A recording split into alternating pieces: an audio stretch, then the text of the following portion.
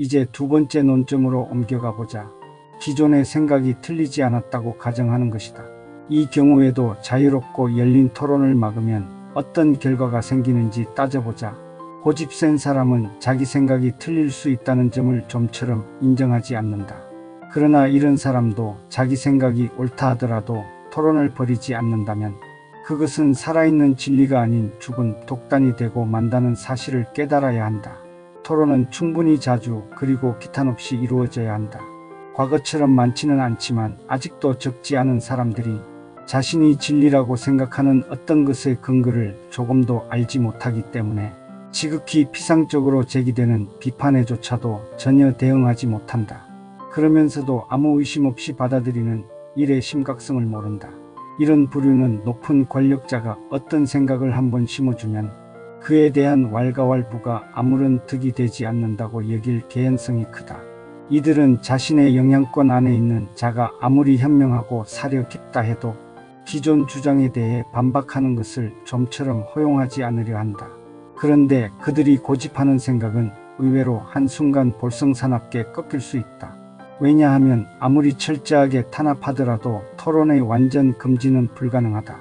따라서 확신의 바탕을 두지 않은 믿음은 일단 한번 말문이 열리면 사소한 비판에도 허무하게 무너지기 때문이다.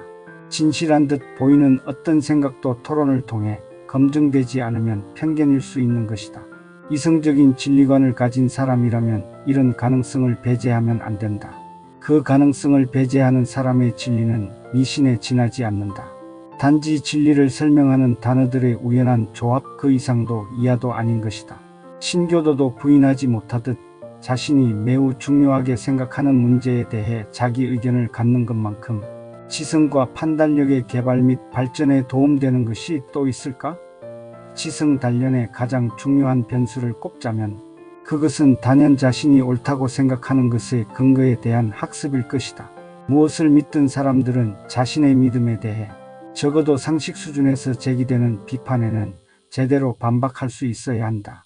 그러나 이렇게 말하는 사람도 있을 것이다. 그들이 믿는 바의 근거에 대해 가르쳐 주어야 한다. 어떤 의견이 한 번도 토론에 붙여지지 않았다고 해서 그것이 그저 다른 것을 따라한 것에 불과하다고 단정할 수는 없다. 기하학을 배우는 사람은 단순히 정리를 외우는 데서 그칠 것이 아니라 논증도 이해해야 한다. 아무도 그 정리가 틀렸다고 주장하는 것을 그가 들어본 적이 없다 한들 그를 기하학적 진리의 기초도 모르는 무식한 사람이라고 말한다면 웃기는 이야기가 될 것이다. 확실한 정답이 분명한 수학 같은 분야에서는 그런 식으로 가르침을 주어도 나쁠 건 없다. 수학의 진리는 특이한 까닭에 모든 주장이 한쪽으로 쏠린다. 그 결과 반대가 없고 또 반대에 대해 답변할 필요도 없다. 그러나 생각의 차이가 불가피하게 생기는 분야에서는 상반되는 의견을 종합적으로 판단하여 진리를 찾아야 한다. 심지어는 자연과학에서도 동일한 사실에 대해 다른 설명이 제기될 수 있다. 천동설 대신 지동설을, 산소 대신 플로지스톤의 존재를 주장하는 사람이 있었다. 이 경우 다른 주장이 진리가 될 수 없음을 증명해 보여야 한다. 또한 그 증명을 우리가 이해할 수 있을 때까지는 우리가 옳다고 믿을 근거를 알 수 없다. 그러나 도덕, 종교, 정치, 사회관계, 그리고 삶에 관한 문제 등 무한히 복잡한 주제를 다룰 때는 상황이 달라진다. 문제가 되는 주장을 지지하는 논거의 4분의 3은 다른 의견을 비판하는 데 집중된다. 기록에 따르면 고대 웅변가 중 두 번째로 위대하다고 꼽히는 키케로는 자기 문제를 아는 것만큼 다른 주장을 이해하는 데도 힘을 기울였다고 한다. 어느 분야에서든 진리를 찾는 사람이라면 그가 변론수를 연마하는데 사용했던 이 방법을 반드시 따라야 한다. 그저 자기가 전공한 분야만 아는 사람은 실은 그 분야조차도 잘 모른다고 볼 수 있다. 물론 제시하는 논거가 매우 탄탄해서 다른 사람이 쉽게 공박하지 못할 수도 있다.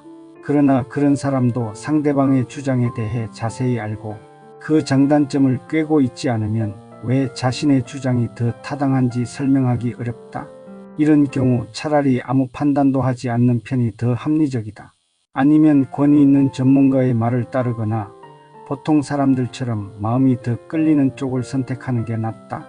상대방의 주장을 경청하는 데서도 자기 편의 이론가들이 반박을 위해 각색하고 정리한 근거 위에서 듣게 되면 별다른 효과가 없다. 이러면 상대방의 주장을 정확하게 파악할 수 없는 것이다. 상대방의 주장을 온 힘을 다해 설파하는 사람의 이야기를 직접 들을 수 있어야 한다. 그들이 강조하는 내용 중에 가장 설득력 있는 부분을 잘 알아야 한다. 문제의 진실을 가려내기 위해 해결하지 않으면 안 되는 사항을 정확하게 파악해야 한다. 그렇지 않으면 고대하는 진리는 결코 얻을 수 없다. 오늘날 공부 꽤나 했다는 사람들, 심지어 제 주장을 거침없이 표현할 줄 아는 사람들도 100명 가운데 99명은 이런 상태에 있다. 그들의 결론이 타당할지 몰라도 그들이 내세우는 논거에 따라서는 언제든지 틀릴 수 있다. 관점이 다른 주장을 충분히 연구하지 않고 왜 그렇게 말할 수밖에 없는지 심각하게 검토하지 않았기 때문에 자신이 하는 말에 대해서도 잘 모를 수 있다. 자신의 주장 일부가 사실은 상대방의 논리를 정당화하는 것일 수도 있음을 잘 모른다. 그래서 서로 모순되는 것처럼 보이는 어떤 측면이 알고 보면 같을 수 있다. 따라서 팽팽하게 대립하는 두 주장을 놓고 되는 것, 안 되는 것의 구분이 어려워지는 경우가 생긴다.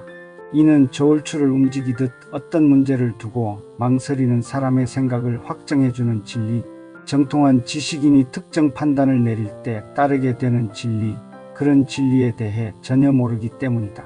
이런 진리를 제대로 알기 위해서는 대립하는 두 주장에 똑같이 귀 기울이고 각각의 가장 강력한 논거를 편견 없이 정확하게 이해하려고 노력해야 한다. 도덕과 인간의 문제에 대해 진실한 지식을 얻기 위해서는 이런 자세가 필수적이다. 진리는 세상에 무엇보다 중요하다. 이런 진리를 찾는데 반대하는 사람은 없다.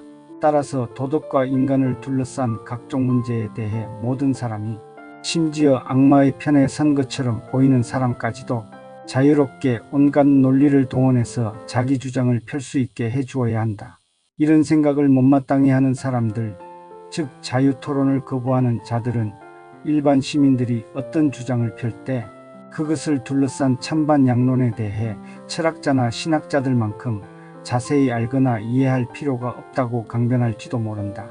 그러면서 다음과 같은 궤변을 늘어놓는다. 보통 사람은 똑똑한 상대방의 말실수나 오류에 대해 자세히 알 필요가 없다.